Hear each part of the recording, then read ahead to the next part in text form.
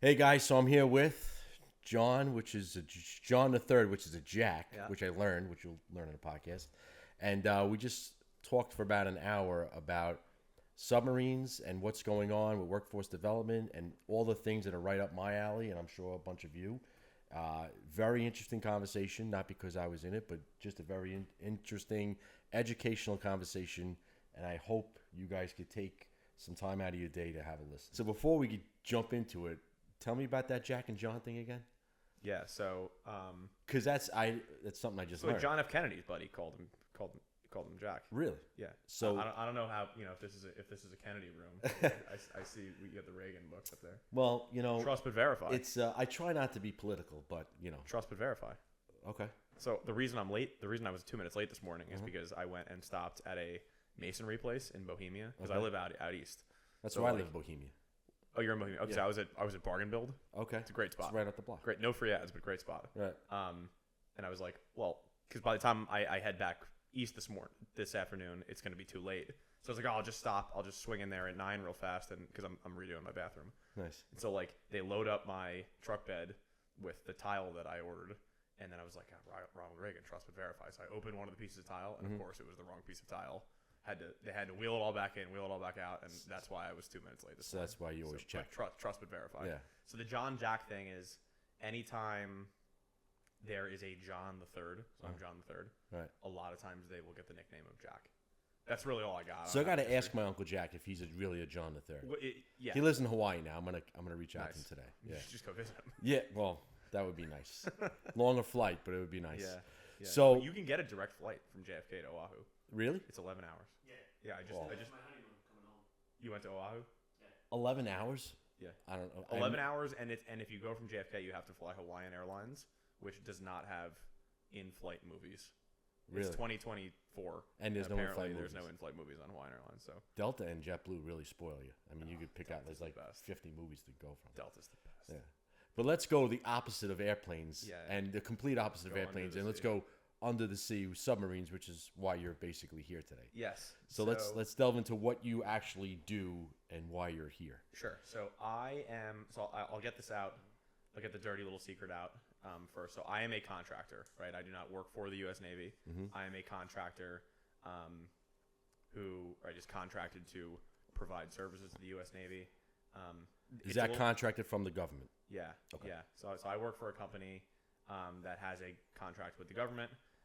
Most of my submarine industrial base, which again is SIB, most of my SIB team are contractors, but all of our leadership is either DoD civilian or active duty military. So my boss is works for the DoD. Her boss works for the DoD. Their boss works for the DoD, and then their boss is a 2-star admiral. And then you very quickly get to the chief of naval operations and the president and all that stuff. So Wow. yeah. So anyway, so the submarine industrial base is both a name given to the national effort to build submarines and increase our submarine building capacity in the U.S. Right. And it is the physical name of our government office, right? So a little bit about kind of how the SIB came to be. Don't quote me on exactly when the exact government office was formed, but right now the United States is at, I don't want to call it a crisis, but it is a crisis, right? An all-time low in its ability to build submarines. And what is the key factor of that? Well, there's 3, and our organization is focused on individually tackling all 3 of those issues. So issue number 1 is what we call technology development, right? So, right, since the last time the U.S. has been building submarines at this pace, which was probably during the Cold War, if not during World War II, things have changed a lot since then, right? So we have things like non-destructive testing today, which wasn't a thing back then, right? Which is the ability to verify a material's integrity and fit to be on a submarine without physically Actually testing breaking it. it, right? So it's things like radiography and high precision machining.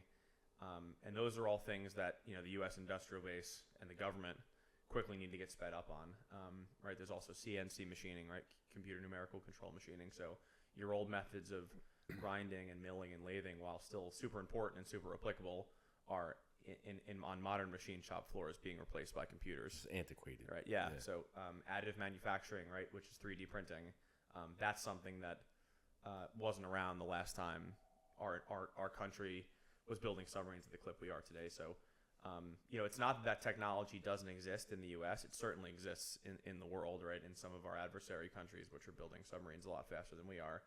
But it doesn't necessarily exist to the levels that we need it to in the DoD manufacturing spaces. Okay. So that's what our technology development team is focused on.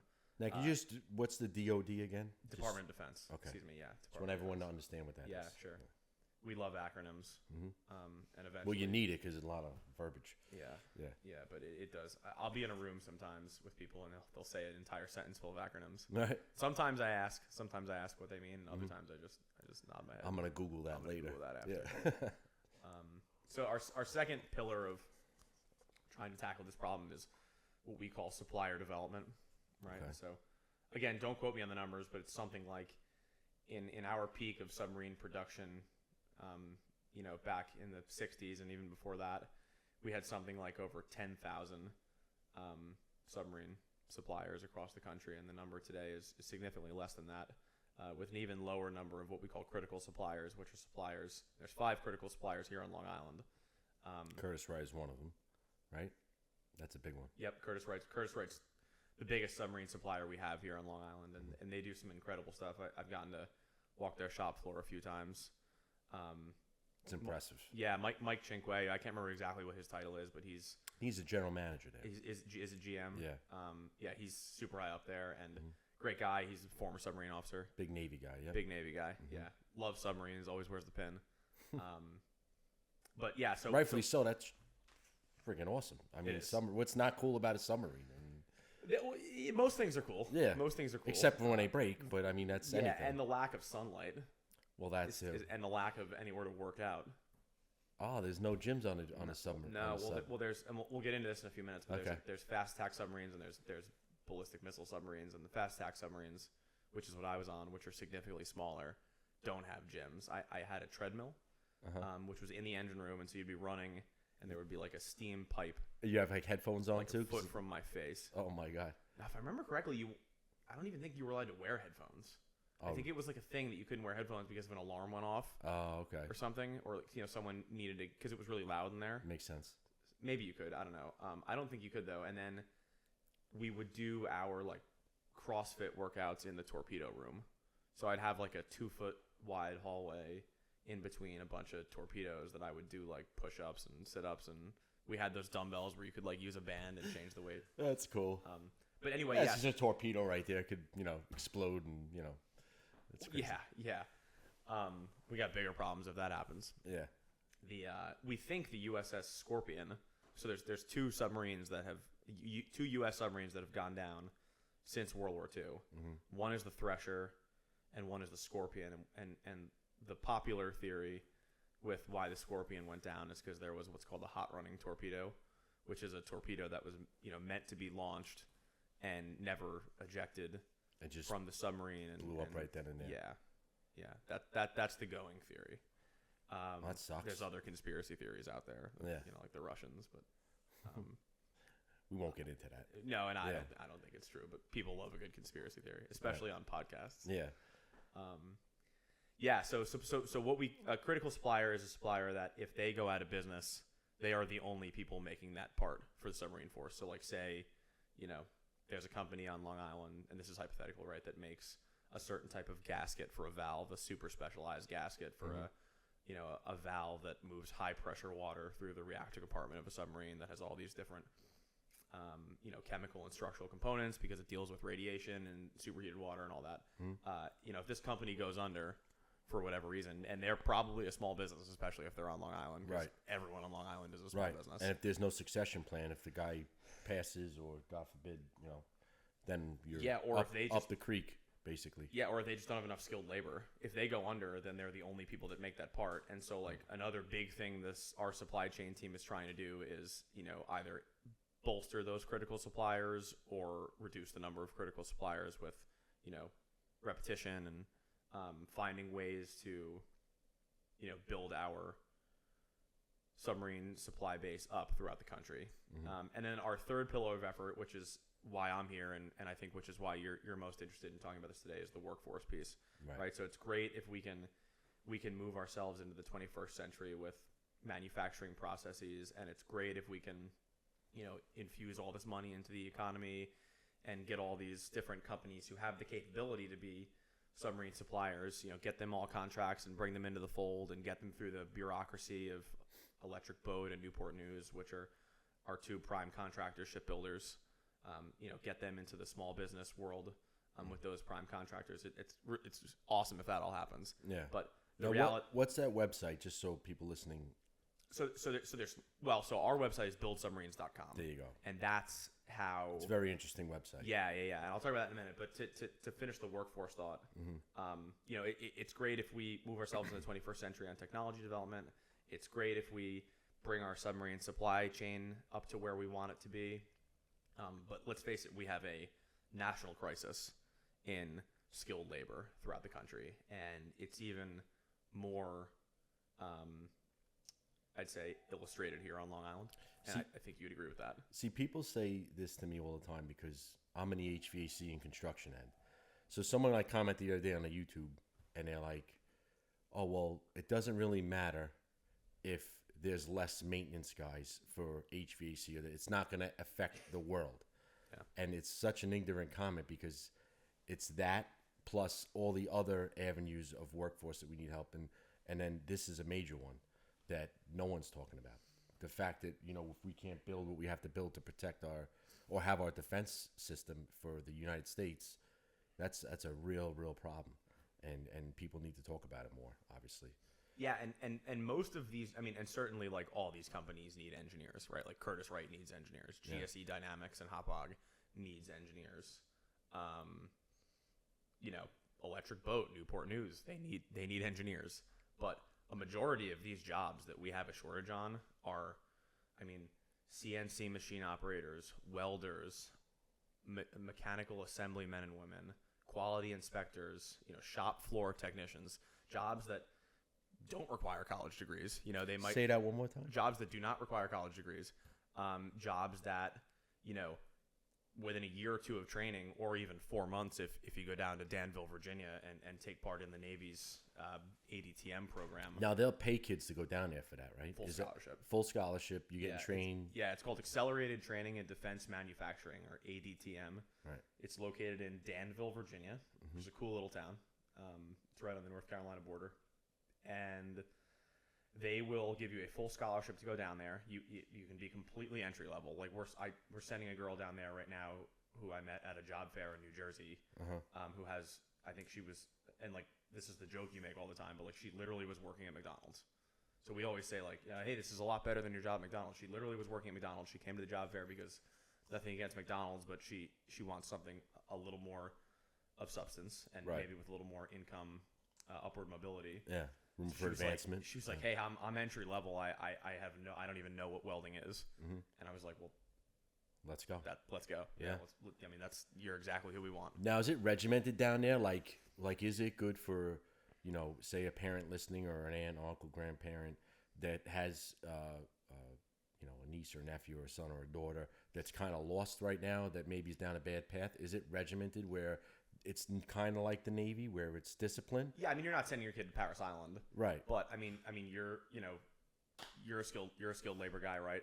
These are hard nosed people. These are blue collar Americans. Right? I don't think that take no shit. I don't think their child is going to get coddled down at ADTM. Good, right? It is a dangerous profession. Well, right? Tough love is.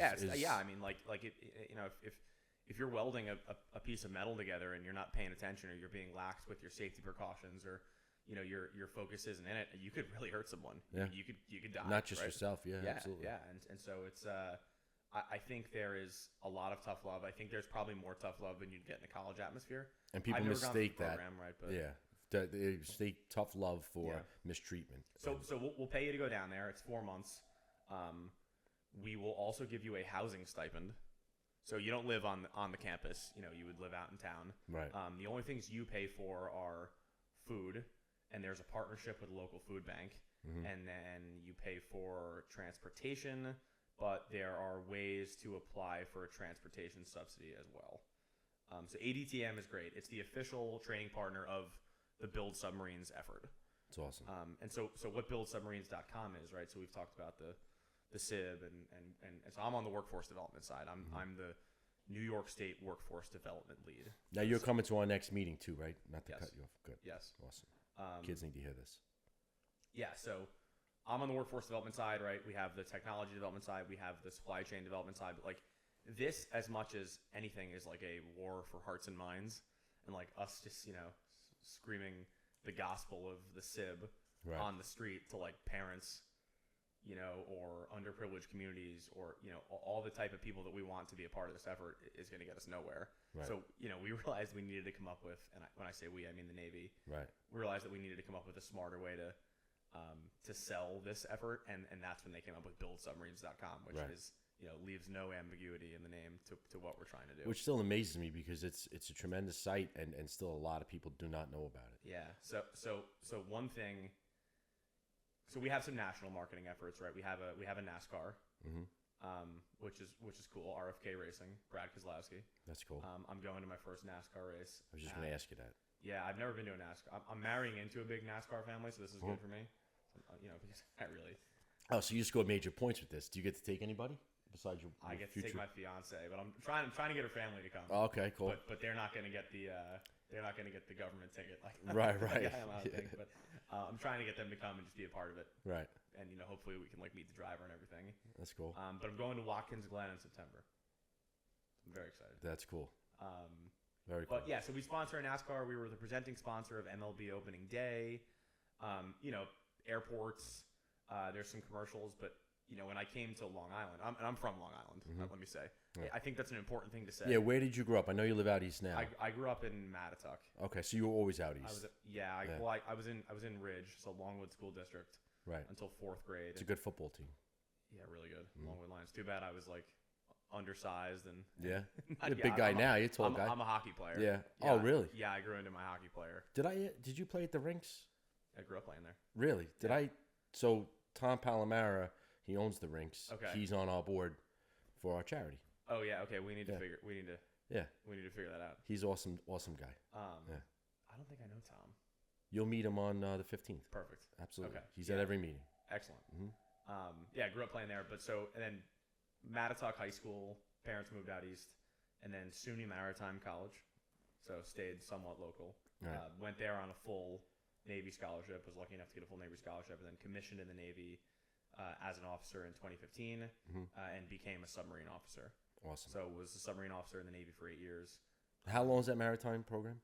It's a 4-year degree. 4-year degree. Yeah. It's a 4-year degree. You come out of there with a merchant marine license. So because of the Jones Act, every officer on a United States merchant vessel, right? So like a shipping vessel or a cargo vessel or a liquid natural gas vessel has to be American and has to have a license. Right.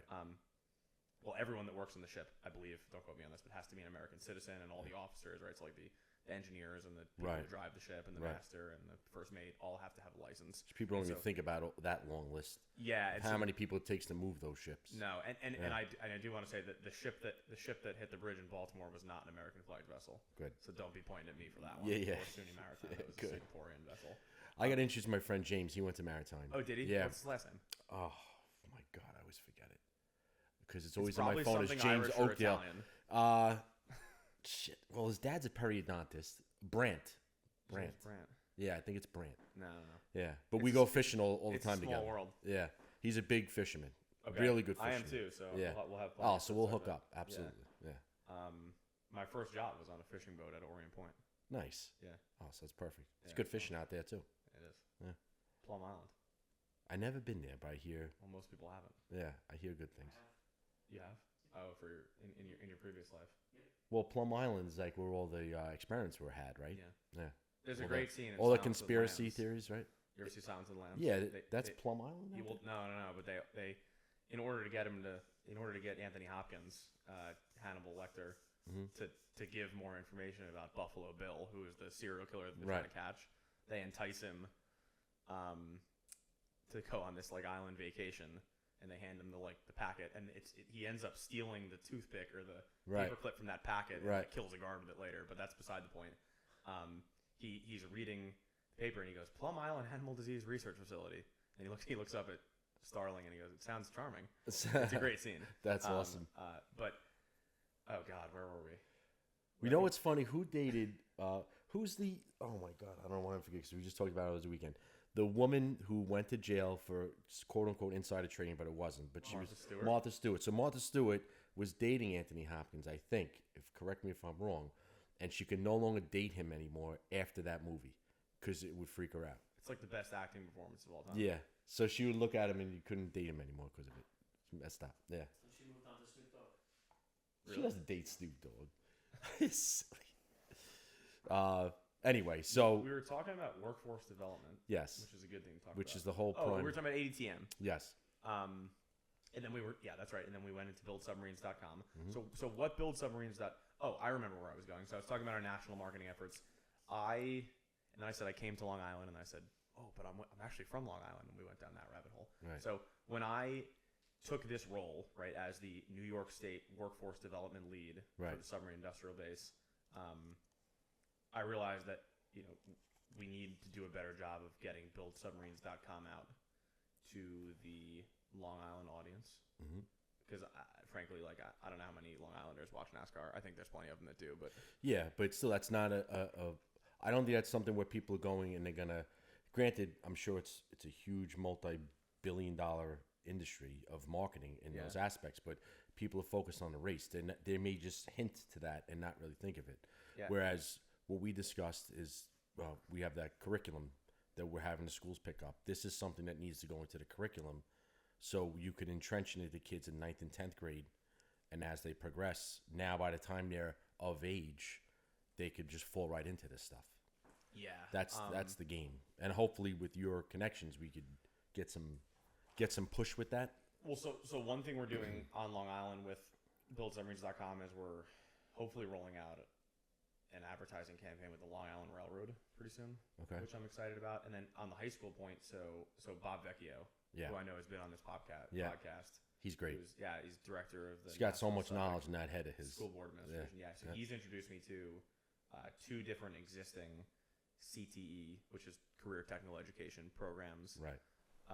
at different high schools in Long Island. So one William is Floyd in Bellport and William Floyd and Bell- West Islip. West Islip. Okay. West Islip. Yep. Yeah. I They believe just had career day 2 weeks ago. Yeah, I so was at. they're on spring break this week, but I'm hoping to meet with both of their. I think one's the superintendent, one's the vice principal, who runs the CTE program. Yeah. But I'm hoping to meet with both of them. Mr. Romanelli's superintendent. Romanelli's one of them. He's going to be at next meeting for us. Okay. Okay, great. He signed up anyway, but he should be there. Excellent. Yeah. Yeah, so hoping to meet with both of them in next week. The challenge with Long Island, right? So what I do, like my actual job, as I say workforce development, people are like, oh great, well, what do you actually do? My job is to, give federal dollars to different, schools, workforce training sites, CTEs on Long Island, to bolster the submarine forces workforce capability on Long Island. And so what that actually means, and the first question I ask myself when I'm like, hey, would this be a good investment? Because I don't make those decisions, right? People above me make those decisions, but Right. I'm kind of the boots on the ground person on Long Island that does the introduction and kind of works out the structure of the deals and kind of not the deals, but the contracts and the agreements. Right. The only question that I really need to satisfy is there a good return on investment towards the 1+2 effort? And the 1+2 effort is a name, right? It's the submarine industrial base, but 1+2 represents our country's current initiative to build one Columbia class submarine every year, starting in what was originally 2027, but it looks like there's going to be some delays there, as recently reported by Forbes. So one Columbia class submarine per year, that's the one. And the +2 is 2 Virginia class submarines per year. So the 1+2 effort is, and the Virginia class submarines are being built right now. So Can you there's, explain what a Columbia class is? yeah, sure can. So, if you were to take all the submarines in the Navy, you would first say that all American naval submarines are nuclear powered. So when you hear the term nuclear submarine, some people get a little confused with what that means. But a nuclear submarine, in the way that I'm using it, means it is nuclear powered, right? So uranium in a nuclear reactor. That uranium naturally decays. It gives off energy. Those neutrons collide, creates a bunch of heat. That heat heats water. That water heats different water that's not radioactive. High pressure water is shot against a turbine blade. That turbine blade turns a shaft. That shaft turns a screw, and that screw powers a boat. Right. And then electrical generation is the same way. I'm sure we could talk about that for a while. Yeah, we could. It's super cool. But so every American submarine is nuclear powered. We don't have any more diesel powered submarines. Not half, but like a percentage, probably like 30% of U.S. submarines are nuclear armed. So what we call ballistic missile submarines, or I'm doing the air quotes, boomers. Right. A boomer is a submarine that has the ability from underwater to launch a nuclear weapon. So they're a third of the U.S. nuclear triad, right? Our triad is air-based missiles, land-based missiles, and submarine-based missiles. And one could argue, in fact, the argument is pretty successful because pretty much every year the Columbia-class submarine program so Columbia-class submarine is a boomer. They're the replacement submarine class for the aging Ohio class, which are the current boomers that we have in the fleet now. Pretty much every year after year, that is the number one defense funding priority on the president's budget. And you could argue, right, that the submarine arm of the U.S. nuclear triad is the most important because it's the only one where our enemy truly doesn't know where they are, right? I mean, I think it's safe to assume that our enemy is just like we know of them, know where our land-based nuclear weapons are located. And even if they don't know where they're located, they probably know where the airplanes that carry them are located. Right. And they probably know where our shore-based launching facilities are located, but they absolutely, in fact, very few people in the U.S., even a large percent of the actual submarine when they're underway, do not know where that submarine is, right? And we have submarines on alert at all times. So, right, at any time, the president, there's a guy with him that carries the briefcase, and that briefcase has information in it that, would allow us to execute a nuclear strike against another country. So, wow, super cool stuff. Yeah, it's called the nuclear football. Wow. Yeah, so there's always a guy like even when the president's golfing, he's there. Yeah, just in case. People think it's just a bunch of Secret Service agents. Like, nope, one of those guys is the dude that carries the nuclear football. Wow. Yeah. Yeah, it's amazing because the ocean is so underexplored. So you could hide anywhere, I guess, right? Yeah. In a submarine. Yep. Where the aliens are. That's a whole nother topic. Oh, God. Yeah. I'm an alien guy. I'm a believer. I think most people are at this point. But a person made this? Not to go down that rabbit hole, but come on. yeah. The technology, come on. We'll just leave that alone right there. So the rest, so all submarines in the fleet that aren't nuclear armed are they're still nuclear powered. They're called fast attack submarines. And for the purposes of this conversation, let's just say that all American fast attack submarines are Los Angeles class, and that class is currently being phased out by the Virginia class. the Virginia So class. there's plenty of Virginia class submarines already in the fleet. We're still building them. They are kind of phased in by blocks, right? So there's Virginia class Block 1, Block 2, Block 3, I believe. So they're just basically like the next model. Yeah, it's the upgrade. And then the Columbia is the newest one? No, the Columbia is a totally sorry. different class. So the Virginia class are the fast attack submarines, or Okay. the attack submarines. Those Okay. are the submarines that do, kind of the special missions. Like if we went to war, those are the submarines that are like They're going in. fighting and like taking down ships. Right. Where the ballistic missile submarines, their whole mission is to just we say 5 knots to nowhere. They just drive figure eights in the middle of the ocean and kind of wait for the call. Right. Where the attack submarines are the ones doing surveillance on ports, or maybe operations with special ops like SEALs, SEAL delivery, or doing ship on sub or sub on sub warfare. Right. I was on a fast attack. There's a certain pride among fast attack submariners because So the first one's in. yeah, it's kind of a little more badass mission. Yeah. But I don't know. It's all badass, but Yeah. I don't know.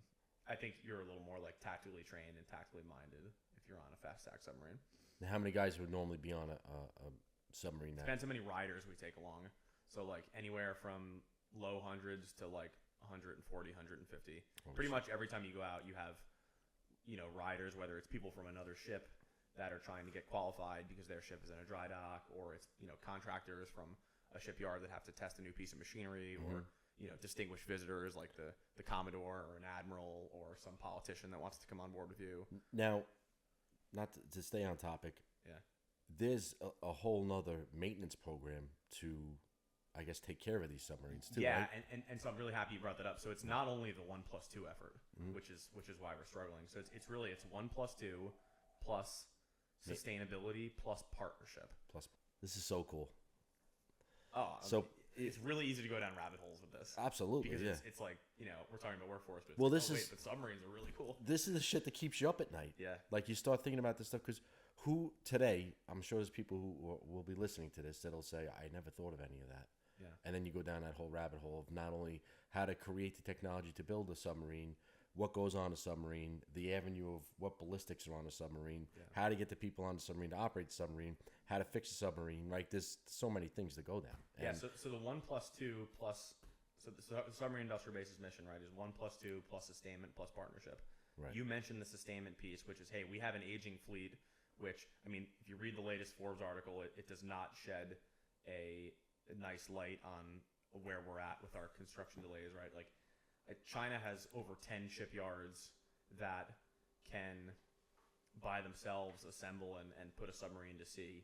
And we have 2 shipyards that assemble submarines, right? Like I mentioned earlier, it's General Dynamics Electric Boat in Groton, Connecticut, and it's Huntington Ingalls Newport News Shipbuilding in Newport News, Virginia. And neither of those shipyards can in-house complete a submarine. They need to. It's ridiculous what we do. We put submarine ports on barges and we ship them back and forth because like part of the submarine will get built down in Virginia and then it'll get final assembled in Connecticut. Wow. And so,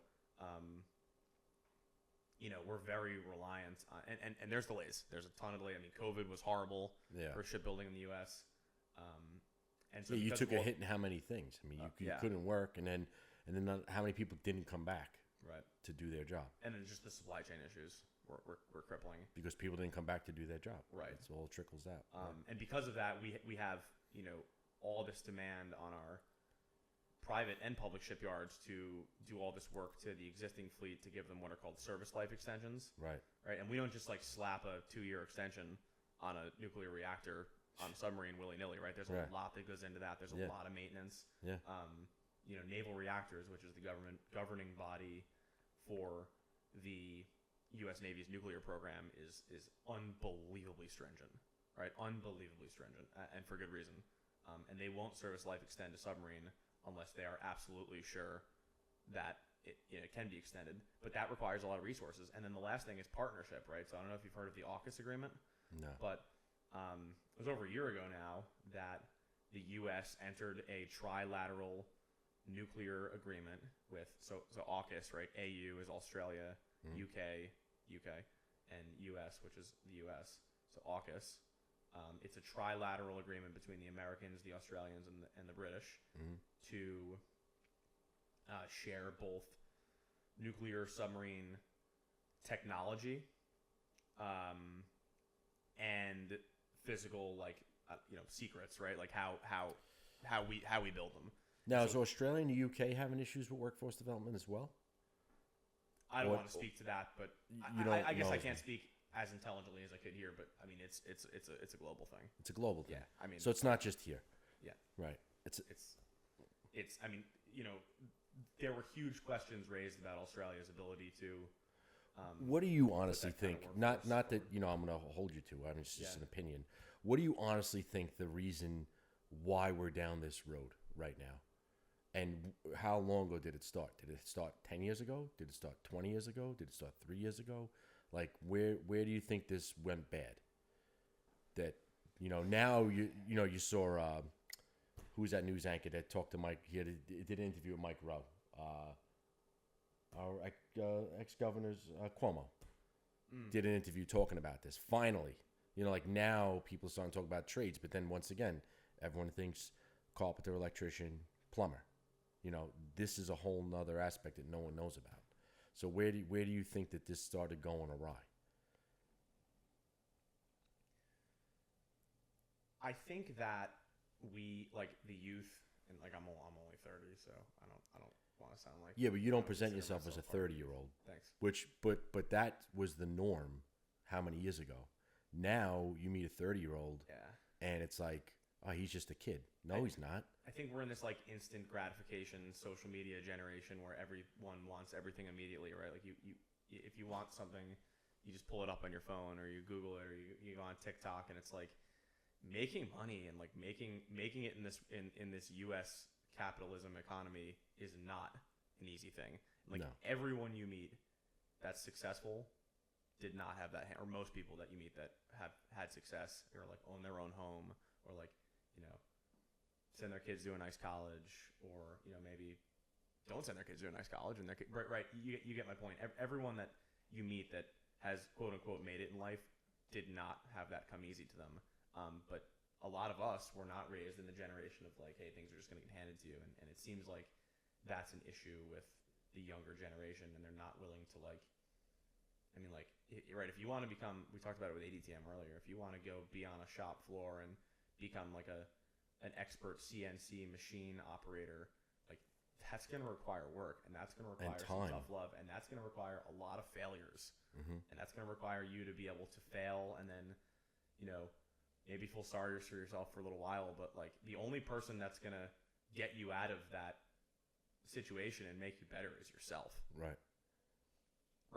And I think that, I mean, that's a lesson I had to learn. Like my parents were like, you need some military education, son. Figure this out. Like, they sent me to SUNY Maritime, and then I joined the Navy, and like it was a rude awakening.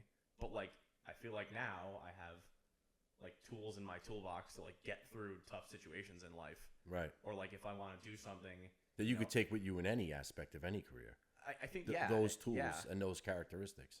And I think a lot of like skilled labor positions in the U.S. that we have such a shortage of right now, like require a lot of the disciplines that the youth in the U.S. just isn't being taught right now.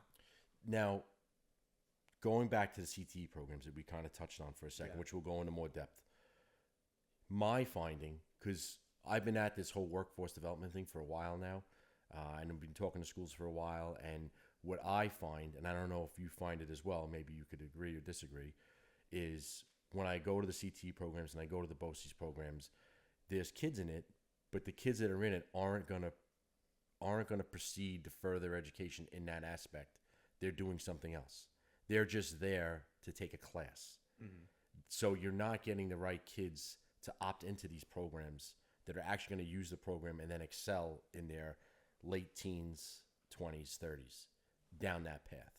So, which is why I feel, and a lot of people agree with what we're doing, is to have these curriculums, which Sachem High School picked up. Yeah.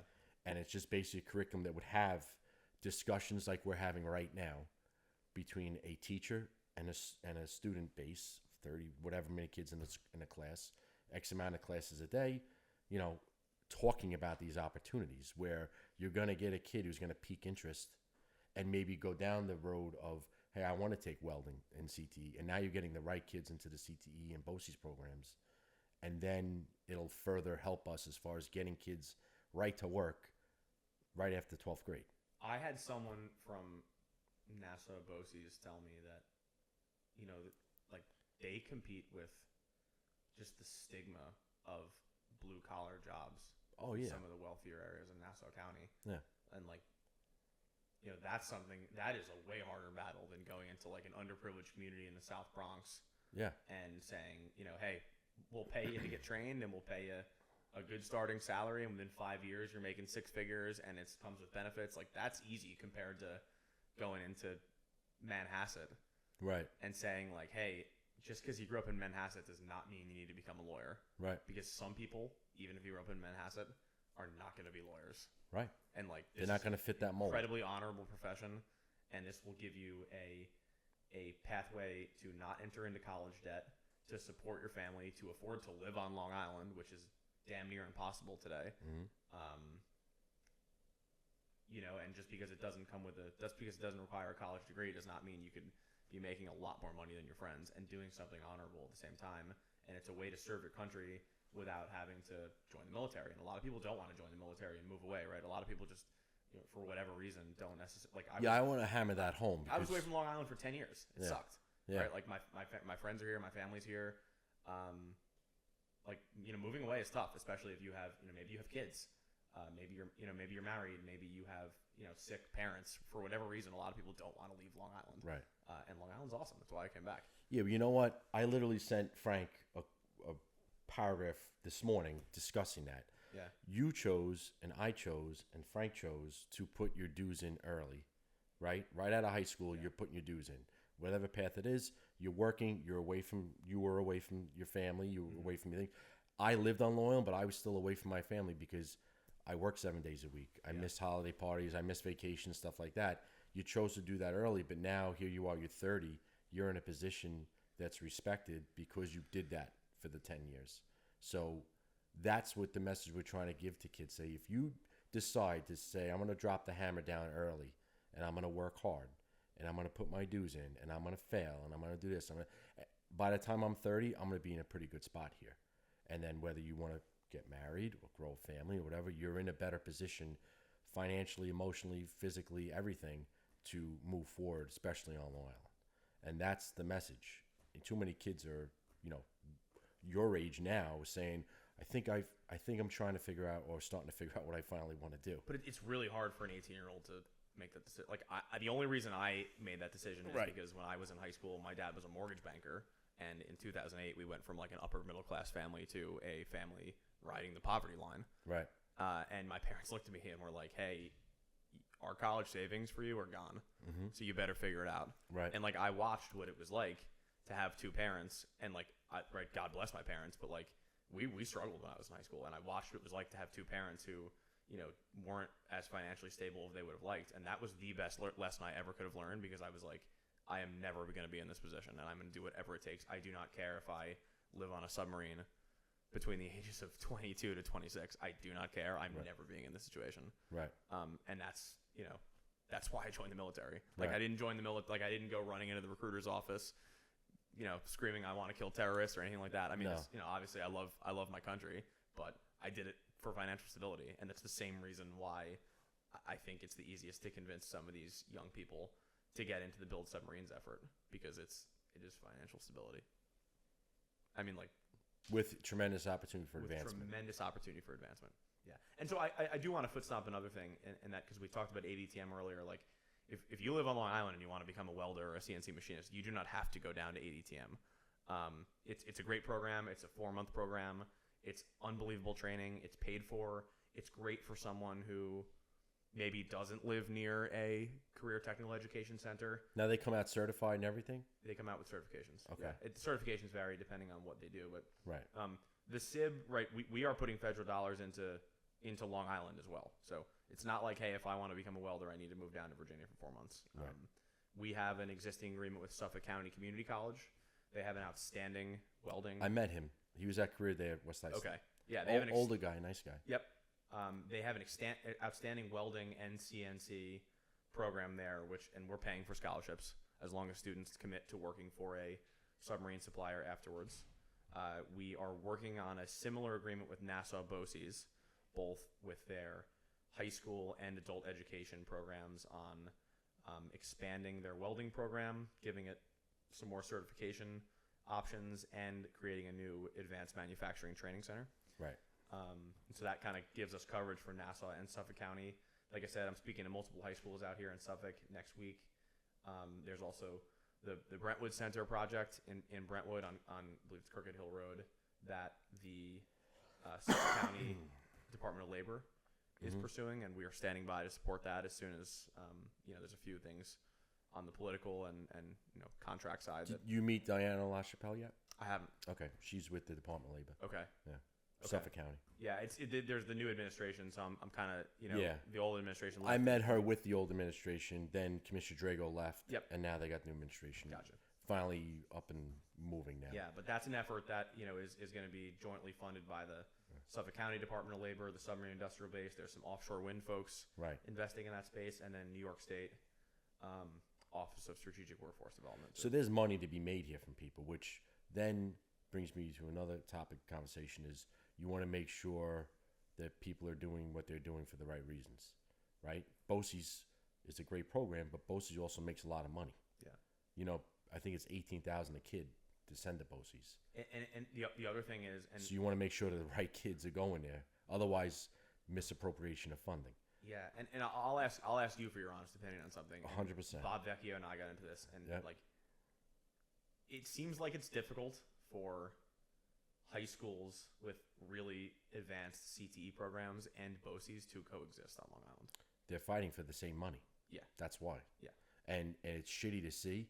And at the end of the day, I tell BOCES and I tell these high school programs that I don't know anyone, maybe it's different with CTE and, machining and stuff like that, that's ever taken a kid out of a CTE program and dropped him into the environment of working and said, here's the keys, go do this. And he was able to do it. On the job training is key. Those tools are great and, will further help excel their future of them getting in and having some sort of background knowledge if you have the right kids. But I think the focus needs to be, or the money needs to be spent more on awareness. And there should be more, because there's not enough CTE classes, not enough BOCES classes for kids to opt in. There's so many students out there. You need to have more of the educational standpoint where you don't have the cost of setting up a CTE facility. Yeah. You don't have the cost of sending a student for $18,000 to BOCES. You have the cost of a teacher, X amount of teachers in each high school, whatever it is. I mean, now there's cuts everywhere, which is a whole nother topic. Of just basically going over stories like what you're giving us right now as one example to pique kids' interests of down the line, hey, we can connect you with this person. Like kind of, I don't want to say what we're doing is the best, but I truly feel that we have people in this for the right reasons because it is concerning. It's not to scare people or whatever else, but it is concerning when you have conversations like we're having saying that our defense isn't up to snuff. The way we operate, even building our submarines for our defense system, isn't where it should be. And that's what people need to hear, that and on one end. It's just, you need the awareness and you need to pique the right interest for the right kids to get involved in these things. And even if they didn't go to a CTE program, they come out of high school and go into that program down south, or they can go right to work for a machine company or machining whatever it is, or starting to manufacture parts for these submarines. Yeah, and they can go to Suffolk. Right, but or they can go to Suffolk, right? But are you going to learn more at Suffolk, or are you going to learn more on the floor of operations? Well, I'm more that end. Yeah. You know what I mean? Where you're going to learn their way, because as much as there's a teacher, teachers may not do it necessarily the same way as they do it, unless they're very strongly communicating on what these businesses need or want from the student to voice to the teacher, say, this is what I want you to focus on. So when these kids come out, they already have a leg up. Yeah, and it's just that a lot of these companies are not as interested in taking someone with no experience, right? I mean, if on a company's job application, if they say they want someone with 2 years experience in welding, if a student comes out of the Suffolk program, that's probably considered zero experience in welding. But they would much rather take that than because that gives them something they can work with, an idea, someone they can train, vice someone off the street who's never picked up a welding rod before. The program at Suffolk is unbelievable, and I've met multiple of their instructors there, and it's a beautiful shop floor. They're very committed instructors. A lot of them, moonlight as instructors, and they're shop floor technicians or supervisors during the day, which is great. And there's a ton of industry connection on the back end with that program. Right. They're very successful with getting their students placed after they graduate the program, which is great. Yeah. Now, just like I said, one more stress is you have, as of right now, if things change the way we want it, it won't be this way. But right now, you basically have the guidance counselors talking to a kid who isn't smart enough for college to say, oh, well, you can go do this because you're not smart enough for college. And that's what we're trying to stop, because you need to be smart to weld. You need to be smart to do these things that go into building a submarine for our defense system. So that whole concept has to stop. So we do these videos. We go talk to schools, and we talk to guidance counselors and stuff like that. And they need to be trained on all this, because at the end of the day, guidance counselors and teachers, not to insult them, they went from kindergarten to 12th grade to college to a master's, all school, to go back to a school to teach what they learned. Yep. They don't have the experience that someone like you has, or someone like I have, or other business owners. That needs to be brought more into the school system. What about the kid that is smart enough for college?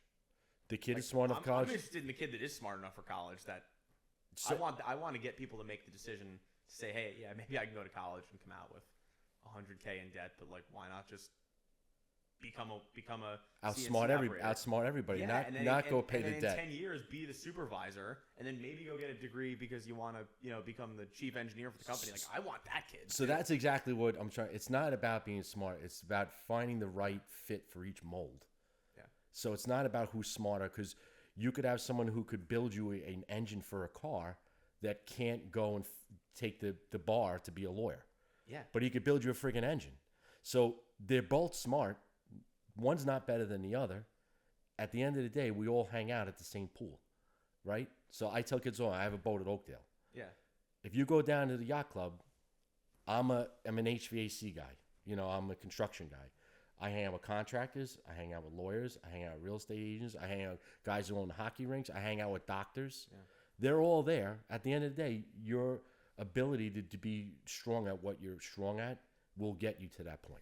Like, so the boat examples, I own like an 18-foot boat that I split with my dad, and we're trying to get it in the water right now. And we're, last weekend we want to replace the water pump impeller, which is something you have to do on an outboard engine every 2 years or so. Right. So like, I'm thinking to myself, I got a master's degree, I'm an engineer, like I can replace this. I couldn't even get the lower unit off. Like, I watched the YouTube video. I thought, basically there's a throttle pin you have to remove, and in order to remove the throttle pin, you have to pull the carburetor out. Mm-hmm. And I'm like going to pull the carburetor out, and I'm like, I don't feel comfortable doing this. So what did I do? I paid someone without a college degree $2,000 to come over to my house for 30 minutes, pull my carburetor off, which for this guy was like tying his shoes. Right. Pull my carburetor off, replace my lower unit impeller, start my engine. He was out of there 30 minutes later with $2,000 in his pocket. Like, who's laughing at who here, Ryan? Yeah. It's all the time. Right. I mean, that guy's got it made. Yeah. That guy's got it figured out. Like, my college education, I have a master's degree from Duke, and I could not get the lower unit off of my engine, which is a very basic piece of outboard engine maintenance. Right. So, but that's not your mold. That guy couldn't go do what you did, and that should be the focus of schools.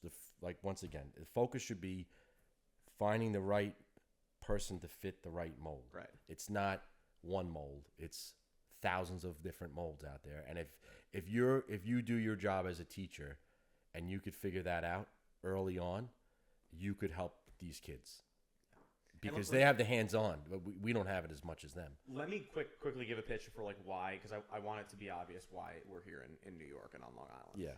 Because like we don't have workforce people embedded in every state, right? Mm-hmm. There's like 6 of us, and there's 7 of us, and 3 of us aren't regional. So we have one workforce development person in New York State, one workforce development person in the Great Lakes region, one person in California. So there's a few more than that. One person in Pennsylvania, one in Virginia, and that's it. And so the reason those areas were chosen is because they have been identified as strategic interest areas for the Navy and the submarine force for 2 reasons. One is because we have a super high density of submarine suppliers here on the island. Well, in the state, but the island specifically. Right. And the other reason is because of the huge untapped workforce potential in the state. And so when we say the state, right, it's a statewide effort. I represent New York State, but our 2 focus areas are Long Island and Western New York, so like the Buffalo area. Right. There are massive untapped workforce potentials on Long Island. We talked about the, overwhelming amount of students who are going to college, getting put in debt, returning to Long Island, and not being able to afford to live here. Like, I'm 30, and multiple of my friends still live with their parents, and God bless them, right? Because they have no other choice. Or contribute to society, which we ultimately need. Yeah, and they are. They're all, and that's the worst part is they're all working, they're all contributing to society. It's just like, it's impossible to live on Long Island. Right. Unless you're like dual income and each person's 6 figures. Right. And so those are some of the people that we're trying to target. But then also, like, there are massive hordes of underprivileged communities, like Black Latino communities on Long Island. Right. That the whole purpose of the Brentwood Center is to try to stop kids growing up in Brentwood from joining the MS. So Monica Martinez then? I don't. Oh, well, she's big with Brentwood. Okay. She's awesome. Okay. She read our raffles at our event last October. I got to meet her too. She's great. But she was a teacher. So that's why we're in New York. That's awesome. Specifically. So and it's people are so excited everyone I talk to that the Navy, I mean, people still have this chip on their shoulder here on Long Island, and rightfully so. Ever since Grumman left, Right. I think like 1990. Grumman But left. did it really leave? Right. But since then, they feel like the Navy has just not invested on Long Island, and they're finally like here again and putting federal dollars back into the island and seeing Long Island for what it is, which it's got the potential to just be this defense industrial base superpower. Right. And it's yearning for that, and so I'm like so happy to be able to help contribute to that, and kind of give back to the place I grew up and the place I love, and try to get Long Island employed. That's amazing. Doing the right thing. So you're doing an amazing job, Thanks, and I hope this is the start of was our second time meeting. Yep. Of something that we could really collaborate on, and we could both help to push this, along with a lot of other like-minded people that are affiliated with what we're doing. It's a hearts and minds campaign. It really is. Absolutely.